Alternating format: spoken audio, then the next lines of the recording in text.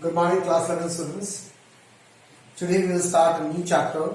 Like we have started after work energy power, we went to gravitation chapter. We left one chapter in between. That is chapter number 7, system of particles and its rotation motion. So we will start this chapter today. Okay, system of particles and rotation motion. You will get this chapter in part 1. Okay, the last chapter. Now, in this chapter, the first topic is called as center of mass. Now, what is center of mass? It's a quite interesting topic. It's actually an imaginary concept which doesn't exist in real life, but we feel it exists. Like, let's take a common example. For example, a very long metal rod is placed. Okay, 10 feet metal rod is there before you. हमारे सामने है. I say you to lift the rod, a 10 feet metal rod. So normally, from where you will try to lift it? Of course, from the middle. We always try to hold it from the middle because it's long. So we try to lift it from the middle. Why? That is the reason, center of mass.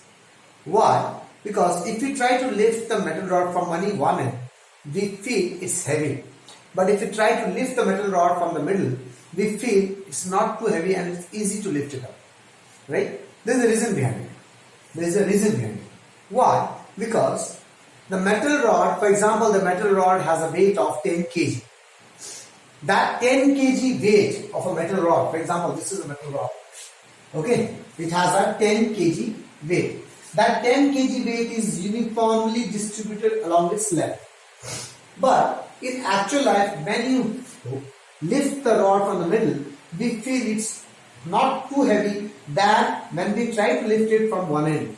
Why? Because according to this concept, at the middle of this rod, that is somewhere here, the whole 10 kg mass is concentrated. We feel it as that the whole mass of the rod is concentrated at a single point, and that's why it's easy to lift it from the middle. That is called as center of mass. So actual में पूरा mass यहाँ पे concentrated नहीं है. The 10 kg is uniformly distributed, but we feel it's just an imaginary concept. Is assumed to be that all the masses is concentrated at the center, and that's why it's easy to lift from the center of the rod. Okay, so that is called center of mass actually. So what is center of mass? It is a point, okay, where as if all the mass which behaves as if all the mass is considered at that point and all the external force acting at the set point. Okay, सारा external force वहीं पे लगेगा. That is the definition of center of mass. Of center of mass किसी एक body का भी हो सकता है और system of bodies का भी हो सकता है. बात में बहुत सारा bodies एक साथ है. इन सारे system का क्या center of mass? So, what is center of mass? Center of mass of body or a system of bodies is a point that moves. वो इस तरह से behave करेगा as if all mass concentrated there and all external force acts on it. Okay, in practical life you understand. Similarly, जो बड़ा बड़ा circular lead होता है, ढक्कन होते हैं, उस बड़े बड़े सर्कुलर ढक्कन के जो हैंडल होते हैं वो एग्जैक्टली सेंटर में होता है. क्यों? आगे सेंटर में, क्योंकि सर्कल है तो उसका सेंटर बीच में होगा, वहां पे सेंटर ऑफ मास होगा, तो वहां से मैं उसको लिफ्ट करने में इजी होगा. Okay class. Now, the few facts you need to understand about this center of mass. Do you understand what is center of mass? So, center of mass किसी भी बॉडी का या तो सिस्टम ऑफ बॉडी का, बहुत सारे bodies का एक ऐसा पॉइंट होता है जो इस तरह से मूव करता है जैसे as if all the masses are concentrated there, one point, and next all the external force is acting on it. These are the two criteria I will use to derive the derivation also. All masses is concentrated there and all the external force acting on it. Okay, now there are few facts you need to understand. किसी भी body का centre of मास कहां पे है, how to locate a center of mass. तो अगर body geometrical shape का है, like circle, rod, cylinder, okay, अगर इस शेप का है, ज्योमेट्रिकल शेप का है, तो जो ज्योमेट्रिकल सेंटर होगा वही सेंटर ऑफ मास होगा. That are written here. Center of mass of a geometrical shaped body lies on its geometrical center. Like in case of a rod is a geometrical shape. It has length. This is the center of mass. Disc. Now what is a disc? Disc is a circle with a solid. That means everything is, the mass is uniformly distributed. Okay. But if I talk about the ring में क्या होता है? We have a circle, but the mass is at the periphery. यहाँ पे है mass. This is a ring but this is a disc. तो इसका centre of mass क्या है?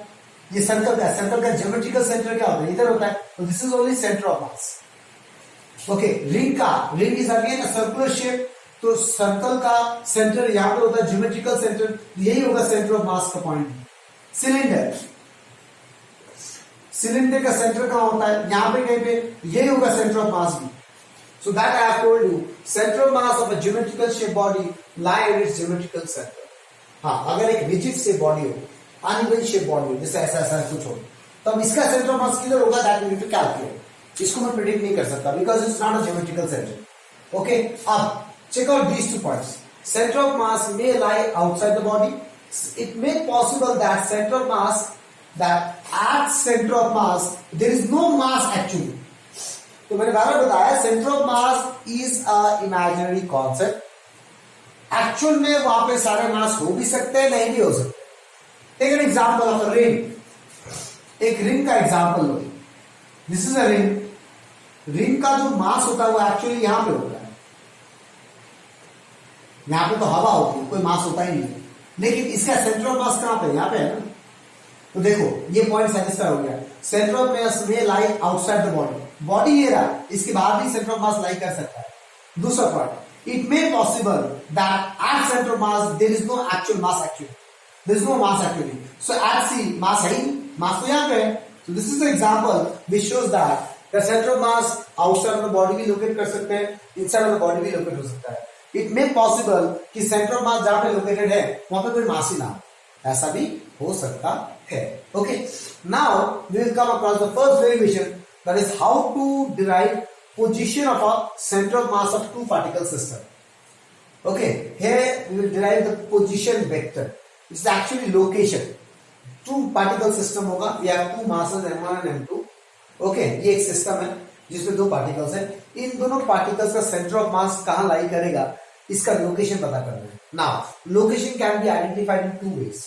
फर्स्ट, या तो उसका पोजीशन वेक्टर निकाल लो इन वेक्टर फॉर्म, या तो उसका कोऑर्डिनेट्स निकाल लो इन स्केलर फॉर्म।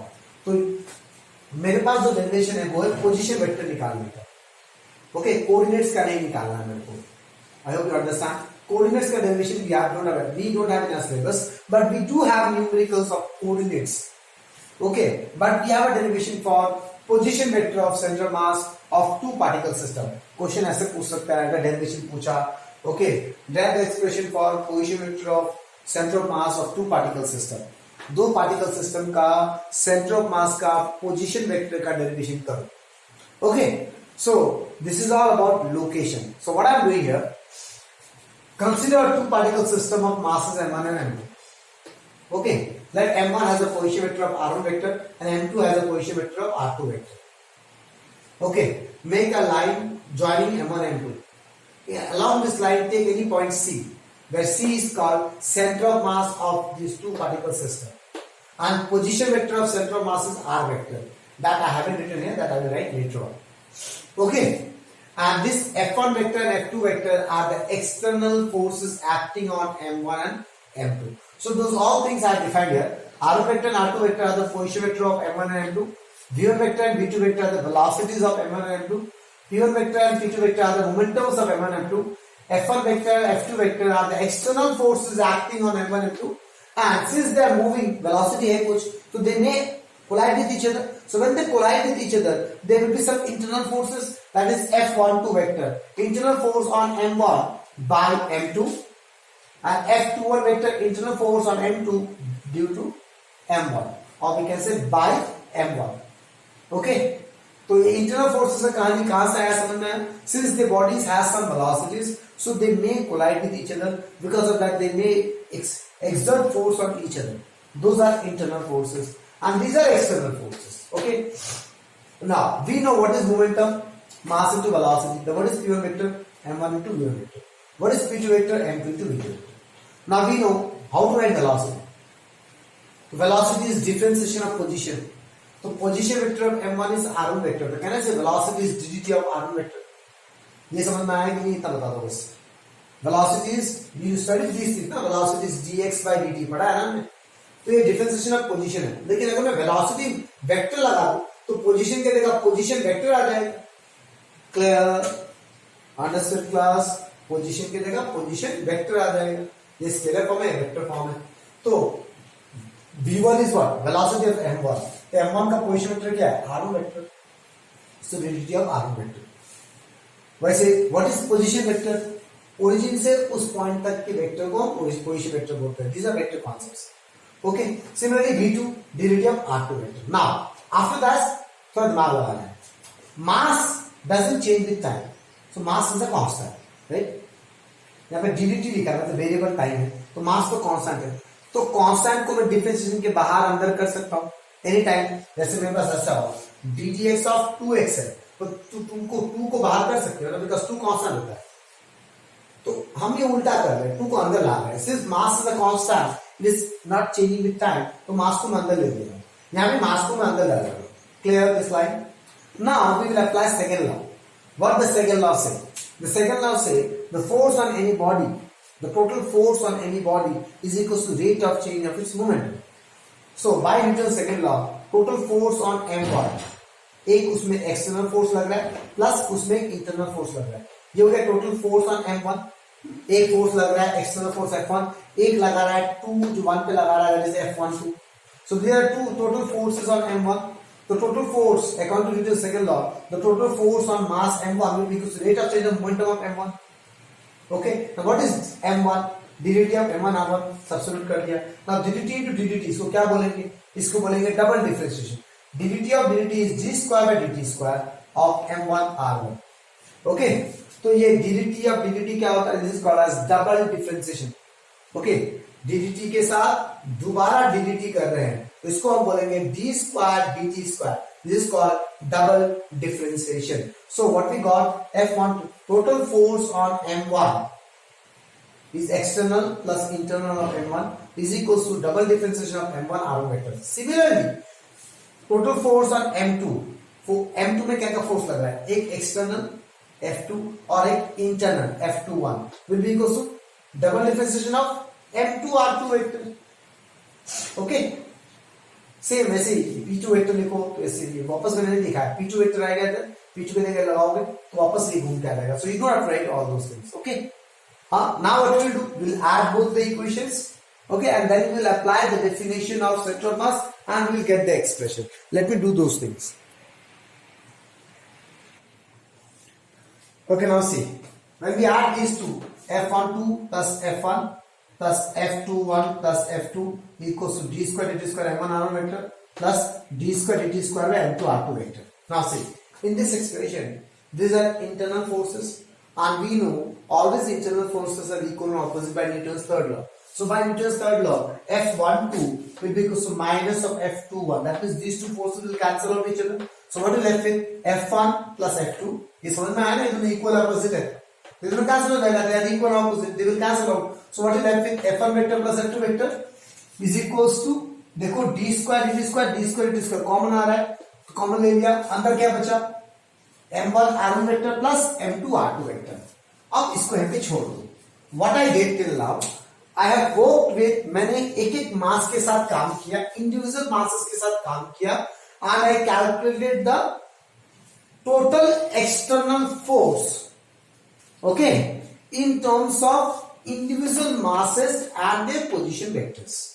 मैंने ये किया, मैंने पहले इंडिविजुअल मासेस का पोजीशन वेक्टर क्या है, वेलोसिटी क्या है, मोमेंटम क्या है, सब निकालने के बाद न्यूटन सेकंड लॉ लगाया, and then we calculated the next external force acting on these two masses. So net external force acting on these two masses is this.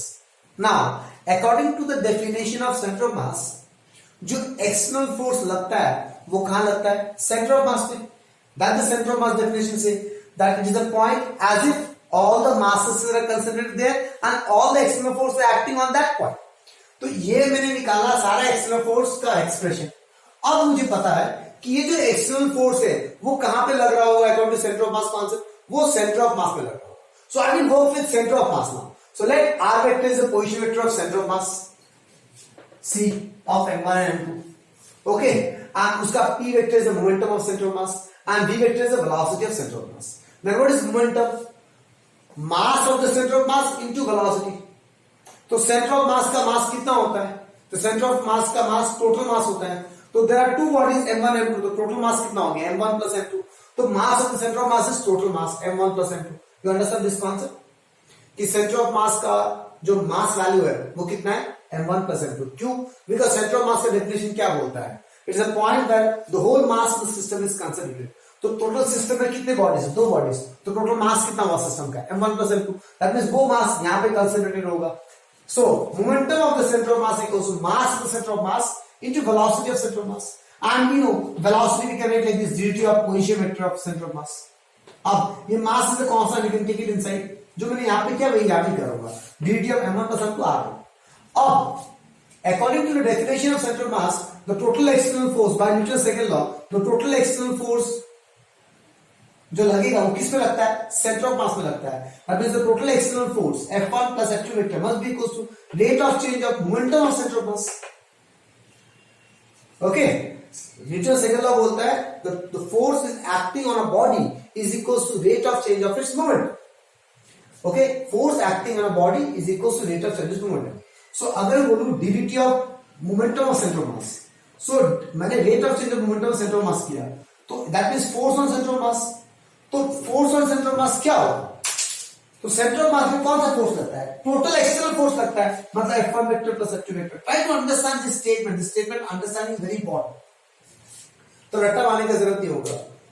Centre of mass में अगर Newton second law लगाओ तो Newton second law बोलता है that force on centre of mass will be equals to rate of change of its moment. So rate of change of its momentum of centre of mass is equals to force on centre of mass. अब centre of mass में कौन सा force लगता है? So according to definition centre of mass में all external forces are acting. So how many external forces are acting? F1 and F2. I can write F1 plus F2. Now in the place of P I can write ddt of this. Now ddt becomes d square dt square of this. अब देखो हाँ, using the center of mass concept I got F1 vector plus F2 vector is equals to this, and using the individual mass concept I get external force equals to this. So I can say these two are not equal. So from 3 and 4, I can write d square dt square of m1 plus m2 r vector is equals to d square dt square of m1 r vector plus m2 r vector. अब d square dt square dt से common है तो अंदर वाला equal हो जाएगा. वहां से r vector क्या हो जाएगा? this divided by m1 plus m2. So this is the position vector of center of mass of two particles mass m1 and m2 with position vectors r1 and r2. Okay, now let's recap the whole derivation again. What we did, मैंने 2 मास लिया, ये समझना अच्छे से. मैंने 2 मास लिया, उनमें कुछ एक्सटर्नल फोर्स एक्ट करते हुए लगा दिया. मैंने उनका कुछ वेलोसिटी ले लिया, उनका कुछ मोमेंटम ले लिया, और फिर मैंने न्यूटन सेकंड लॉ लगाया इंडिविजुअल मासेस के साथ. न्यूटन सेकंड लॉ क्या बोलता है? Force on any body is equal to rate of change of its momentum. तो फोर्स ऑन m1 क्या क्या होगा? तो उसमें 2 फोर्सेस लग रहे थे, एक एक्सटर्नल फोर्स, एक इंटरनल फोर्स. वो उस बॉडी के मोमेंटम के बराबर है, rate of change of momentum. Momentum को मैंने पोजीशन वेक्टर के फॉर्म में कन्वर्ट किया, क्योंकि मोमेंटम मास इज वेलोसिटी है, but I want in terms of position vectors because I need to derive the expression of position vectors. तो मैंने इसको पोजीशन वेक्टर के फॉर्म में कन्वर्ट कर दिया. Okay, from there we got 2 expressions. Then what I did, then I add them. Why? To calculate the net external force acting on the body, on the system. तो वहां से net external force जो लगा वो है d square dt square of m1 r1 vector plus m2 r2 vector. Now we are going to the definition of centre of mass. Centre of mass का definition बोलता है कि जो नेट एक्सटर्नल फोर्स लगेगा वो सेंटर ऑफ मास पे लगेगा. That means जो नेट एक्सटर्नल फोर्स लगेगा वो सेंटर ऑफ मास के मोमेंटम के चेंज के बराबर. ओके, अब momentum of centre of mass क्या है? Mass of centre of mass into velocity of centre of mass. Velocity of centre of mass क्या है? बिकॉज अगेन मुझे इसको एक्सचेंज करना है with respect to position vector. That is differentiation of position vector. Then I am shifting it inside from the way we take out 2 expressions and we got the final position vector expression. Okay, so derivation हमारे पास सिर्फ position vector का है.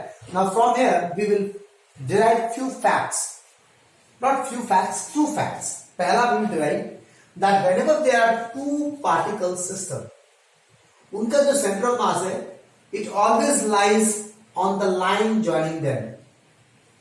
ये जो line है ना उसी में lie करेगा between them. ये पॉइंट से बस यहां यहां यहां यहां नहीं कर सकता. Always it will centre of mass of 2 particle will always lie on the line joining both the particles between them. Okay, between them it will lie on the line joining 2 particles. It cannot be anywhere else. Next we will derive that central mass always lies close to the heavier mass. M1 और M2 में से जो heavy mass होगा ना उसके नजदीक होगा central mass. So these are two things we need to derive now. So let's go for those two things. Okay. Now see, under note the first point. Central mass of two particle system always lie between the masses on the line. उनके बीच में between the masses कहाँ पे? On the line joining them. Okay. That means if we have two masses like this, M1 and M2, central mass कहीं भी नहीं हो सकता, कहीं भी नहीं हो सकता. वो इसी लाइन में होगा, इनके बीच में कहीं भी, यहां से यहां तक कहीं भी हो सकता है, बट और कोई भी जगह में नहीं हो सकता सेंट्रल मास. उनके बीच में होगा, कहां पे होगा? On the line joining both the masses and close to heavier mass. इनमें से जो बड़ा होगा उसके नजदीक होगा. So these two things we need to prove. Okay, तो हम क्या करते हैं उस प्रूव करने के लिए? We know for two particle system we know position vector P dot V dot position vector of center of mass of two particle system r vector is equals to m1 r1 vector plus m2 r2 vector m1 में सब. इसको drive करने के लिए मैं क्या कर रहा हूं? मैं मान ले रहा हूं कि centre of mass of two particle origin में लाई करता है. ठीक है ना? देखो पहले फिगर कैसा था? यहां पे था m1 और यहां पे था m2 और इनके बीच में यहां पे था centre of mass. Right? Origin से वहां तक के डिस्टेंस को मैं r1 वेक्टर बोलता था, यहां से यहां तक को मैं r2 वेक्टर बोलता था, और ओरिजिन से सेंटर ऑफ मास को मैं r वेक्टर बोलता था. राइट? अब मैंने बोला कि सेंट्रल मास उठ के ओरिजिन में आ गया, ये एक्स एक्सिस ये वाई एक्सिस. अब सेंट्रल मास यहां पे लाई करता है, तो कहने से आर वेक्टर जीरो वेक्टर हो गया, फिर से plus r vector zero vector हो गया. अगर सेंटर ऑफ मास उठ के ओरिजिन में आ गया तो कहने से आर वेक्टर जीरो वेक्टर हो गया. ये समझ में आया कि नहीं आया? ओके, यहाँ पे जीरो वेक्टर डाल दो, ये इंटू जीरो जीरो वेक्टर आ जाएगा equal to m1 r1 vector plus m2 r2 vector. एक को तो लेके जाओ, ये एक्सप्रेशन आ जाएगा. तो आप ध्यान से देखो, R2 vector is negative of R1 vector. इसका मतलब क्या? मान लो M2 इधर है, मास M2 इधर है, तो ओरिजिन से वहां तक के इसको बोलते हैं पोजीशन वेक्टर. ओरिजिन से उस पॉइंट तक को हम पोजीशन वेक्टर बोलते हैं. तो ओरिजिन से M2 मास तक को हम पोजीशन वेक्टर बोलेंगे. Okay, I hope you understand class what I am trying to say. ये थोड़ा गलत हो गया. R2 vector is minus. तो अगर R2 वेक्टर इधर है और दूसरा नेगेटिव है, दैट मीन्स दूसरा ठीक इसके ऑपोजिट होगा. They are opposite vectors. यहां पे कहीं पे M1 में, मतलब R1 वेक्टर ऑपोजिट होगा. ओके, इसका मतलब क्या होगा? सेंटर ऑफ मास कहां लाई किया? दोनों को जोड़ने वाला लाइन के बीच में कहीं पे लाई किया. बीच में मतलब सेंटर में नहीं, बीच में कहीं पे लाई किया, not centre, not midpoint. So negative sign indicates R1 vector is in opposite direction of R2 vector. Clear? Therefore, center of mass, तुम खुद से लिखोगे यहाँ पे line. Therefore, center of mass of two particle system always lie on between them on the line joining them. Between them on the line joining them because they are opposite of each other. Okay. Now the next thing we need to prove that center of mass lie close to a heavier mass. Okay. वो close to a heavier mass होगा. ये कैसे proof करेंगे? तो देखो ध्यान से, इसी एक्सप्रेशन को R2 by R1 क्या हो जाएगा? Minus M1 by M2. Take mod both the sides. Mod of R2 by R1 equals to, mod लेंगे तो माइनस साइन गायब हो जाएगा. ओके, अब मैं बोल रहा हूं इफ M1, मान लो M1 बड़ा है M2 से, तो ये हो गया था एक्स एक्सिस, ये वाई एक्सिस, ये सेंटर ऑफ मास. ठीक है ना? अब मैंने बोला M1 बड़ा है M2 से, मतलब ये रहा M1, सम पे यहाँ पे M1 है, यहाँ पे M2 है. क्लियर? अगर M1 बड़ा है M2 से, मान लिया मैंने खुद से, तो what is m1 by m2 divided by 2 both the sides? यहाँ पे 1 हो जाएगा. In the place of this I can write this. In the place of m1 by m2 I can write this. So this is greater than 1. यहाँ से क्या है? Mod of r2 vector is more than mod of r1 vector. So what is mod of r2 vector? This length. What is mod of r1 vector? This length. तो कौन सा length बड़ा है? r2 का लेंथ बड़ा है, मतलब यहाँ पे कहीं पे m2 होगा, ये हो गया r2 वेक्टर, ये लेंथ बड़ा होगा, ये लेंथ छोटा होगा, मतलब m1 वेक्टर इधर होगा और ये हो गया r1 वेक्टर, r1 छोटा होगा. तो देखो तो सेंटर ऑफ मास किस मास के नजदीक है? m1 के नजदीक है, और m1 बड़ा था, तो m1 बड़ा था तो मास, सेंटर ऑफ मास बड़े मास के नजदीक है. So that's why we say it is always like close to a heavier body. Okay, so these are the two things we have derived here. Understand, class? Okay, now we'll learn few numerical concepts here. Okay, class. Under numerical concept, there are two types of numericals which may come. One, they will ask to find, locate the center of mass. that is location of center of mass, or they will ask you velocity of center of mass. Now under location of center of mass, there are two ways to locate. One is position vector, another is coordinates. Position vector कभी नहीं पूछता exam में, coordinates पूछता है. तो जब भी location बोलेगा तो मुझे कोऑर्डिनेट्स निकालना पड़ेगा, ठीक है ना. We'll do subs, then I will teach you very nicely what are the things. अब इसी फॉर्मूला के बारे में बात करते हैं. हमने जो फॉर्मूला डिराइव किया था वो टू पार्टिकल सिस्टम के लिए किया था, m1 r1 vector plus m2 r2 vector. You may face numericals of n particle system, दो से ज्यादा, 3, 4, तो वो फॉर्मूला कंटिन्यू हो जाएगा. जैसे देखो पोजीशन वेक्टर का फॉर्मूला क्या, r vector equals to m1 r1 vector plus m2 r2 vector by m1 plus m2. यही अगर दो पार्टिकल की जगह तीन पार्टिकल हो तो plus dot dot dot dot plus m3 r3 vector plus m4 r4 vector, as many times here m1 plus m2 plus m3 plus m4 like that. Okay, now what is coordinate of center of mass? मान लो there are different particles m1 m2 m3 and so on. इन जो particles का इसका coordinate दिया हुआ है x1 y1 z1 x2 y2 z2 x3 y3 z3 ऐसे so on, बहुत सारे particles के coordinates दिए हुए हैं. तो इन सारे पार्टिकल्स का जो सेंटर ऑफ मास है उसका कोऑर्डिनेट है एक्स वाई जेड. तो इस कोऑर्डिनेट्स को कैसे निकालूंगा, x is m1 x1 m2 x2 m1 plus m2 y is m1 y1 m2 y2 like this, z is m1 z1. So you have to understand what is x1. x1 is the x coordinate of m1, x2 is the x coordinate of m2. So when I want to find the x coordinate of central mass, we need to work with the x coordinate of individual masses. When I need to find the y coordinate of central mass, we have to work with the y coordinates of individual masses and so on. Okay, अब इसके लेके कुछ basic समझो. इन questions ये formula लगाने के लिए तुम्हें पहले कोऑर्डिनेट्स चाहिए ना मासेस का. तो मतलब first step is okay, draw axes. If not given तुम्हें खुद से एक एक्सिस बनाना पड़ेगा. ओके, अगर गारंटी नहीं है तो will do question when you understand.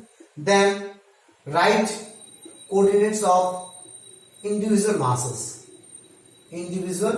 Masses okay according to your axes. तुमने जो एक्सेस बनाया है, क्योंकि इस क्वेश्चन का अलग अलग आंसर आ सकता है, डिपेंड करता है which student has made which line as a access.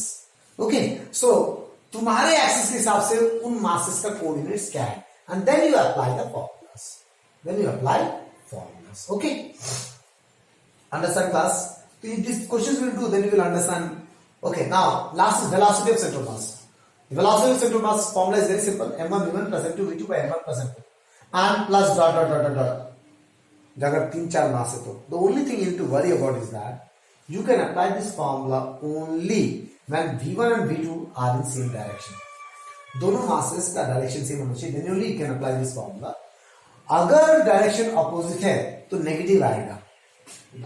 No, कौन सा नेगेटिव आएगा, नीचे नेगेटिव नहीं आएगा. ये दोनों वेक्टर्स नहीं, ये वेक्टर है ना, तो इनमें से किसी भी एक को नेगेटिव कर दो. कौन सा नेगेटिव होगा, कैसे पता चलेगा, वो सब हम क्वेश्चन में करेंगे. अभी मैंने लिखा है if opposite one must be negative, out of v1 and v2 किसी एक को नेगेटिव लगाना है. Okay, one must be negative out of v1 and v2 और v2. कोई भी एक को नेगेटिव मार देना तो एक्सक्यूज मी, तुम्हारा आंसर अपने आप आ जाएगा class. Okay, you understand this? I hope everything is clear. Okay, now there is one topic you will study from a refresher, that is motion of centre of mass. ये topic तुम खुद से पढ़ोगे. There are few examples. Motion of centre of mass. Now, what I'm trying to say you here, let me write down few things first. Okay, class, इस topic को समझो. तुम्हारे book में मिलेगा, ये तुम्हें बुक से पढ़ना है टोटली. यहाँ पे मैं थोड़ा बहुत समझाऊंगा, रिफ्रेशर से पढ़ना है. रिफ्रेशर टॉपिक है motion of central mass and conservation of momentum conservation and motion of centre of मास. मैंने इस टॉपिक को चेंज कर दिया, motion of centre of mass in an isolated system. Now, what is an isolated system? We have said earlier, external force 0. So we know what is force, rate of change of momentum. Okay, yes. जो external force लगता है वो centre of mass में लगता है. That means ये भी centre of mass का मोमेंटम होगा, राइट? और जो भी एक्सटर्नल फोर्स लगता है वो सेंटर ऑफ मास में लगता है, मुझे पता है. तो ये भी सेंटर ऑफ मास का मोमेंटम होना चाहिए. अब आइसोलेटेड सिस्टम में एक्सटर्नल फोर्स 0 होता है, I can say rate of change of momentum 0 होगा. राइट? यस और no?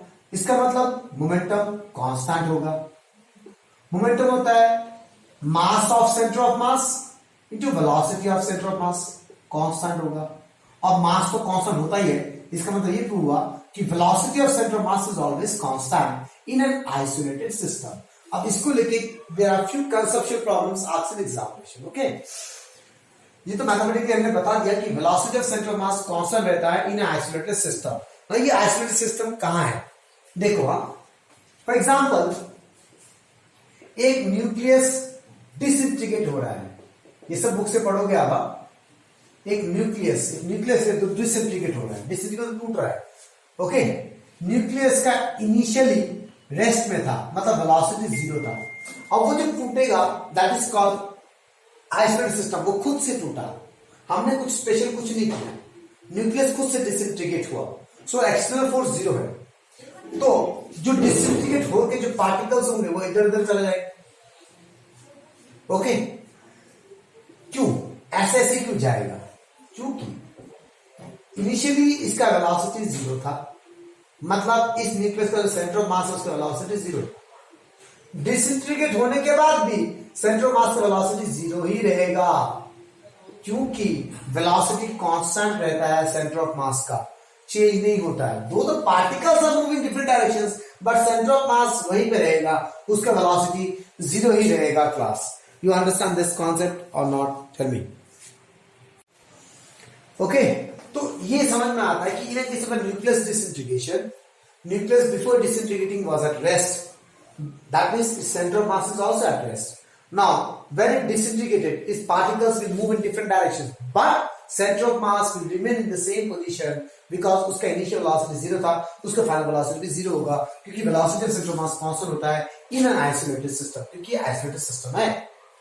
Clear? Similarly, explosion of bomb, एक बॉम्ब है, इस बॉम्ब को एक्सप्लोड होने से पहले वेलोसिटी 0 था। अब जब एक्सप्लोड हो गया तो पार्टिकल्स चारों डायरेक्शन में चले गए मोमेंटम को कंजर्व करने के लिए। तो सेंटर ऑफ मास कहां गया? तो सेंटर ऑफ मास उसी पोजीशन में रह गया, सेंटर ऑफ मास जो पहले था वहीं पे रह गया, बिकॉज ये आइसोलेटेड सिस्टम हो गया। बॉम्ब एक्सप्लोड इंटरनली होता है, अंदर से पत्थर मार के बॉम्ब को एक्सप्लोड नहीं करते हैं। तो एक्सटर्नल फोर्स 0 है, तो velocity centre of mass will remain 0। Clear?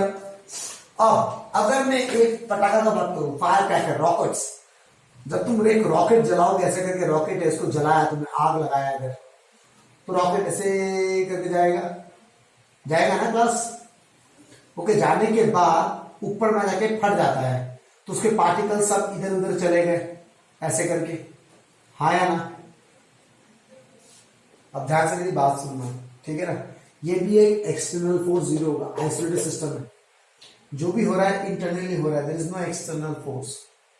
Okay, that means it is an isolated system, मतलब velocity of centre of mass constant रहेगा। तो पहले ये बॉडी ऐसे जा रहा था, मतलब सेंटर ऑफ मास भी ऐसे जा रहे हैं।